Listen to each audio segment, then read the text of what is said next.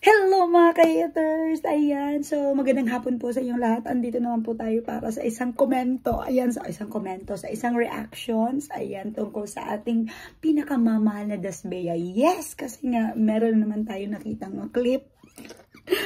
Meron na namang ayuda ang ating dalawang pinakamamahal. Yes, it's all about hair. Ayan, nagtabi ang dalawa. Talk about yung sa buhok ni Bianca na bagay daw kay Batums yung mahabang hair. Tapos meron pa yung sabi ni Dustin no na bakit na nagpapaganda everyday si Bianca. Oh, pansin ko lang. Alam niyo ba yung pinanood ko yung kwano, tapos bumili ako ng saging. Alam mo ba yung nasa bilihan ako? Sila yung naiisip ko. Tapos yung ngiti ko habang naglalakad is,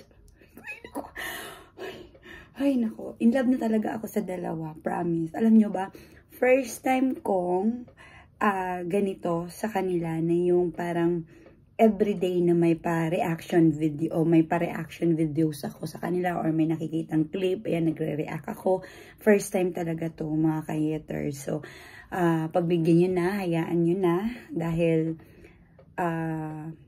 paminsan-minsan lang to na may pan girling ang peg ng tita nyo, no?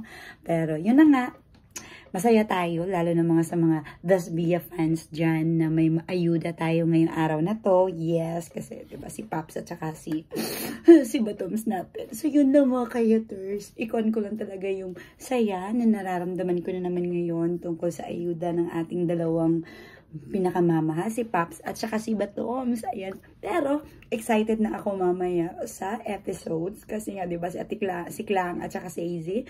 Nakita ko yung clip na si Klang is nahulog sa pool.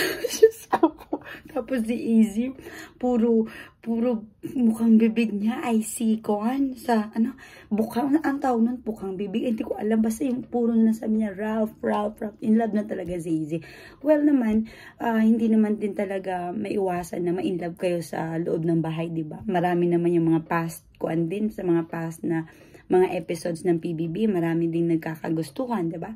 So, basta ang atin din is si Batums at saka si Pops. Hintay-hintay tayong mamayang gabi sa episodes yan sa PBB. Okay, so, yun lang mga ka-haters. Bye!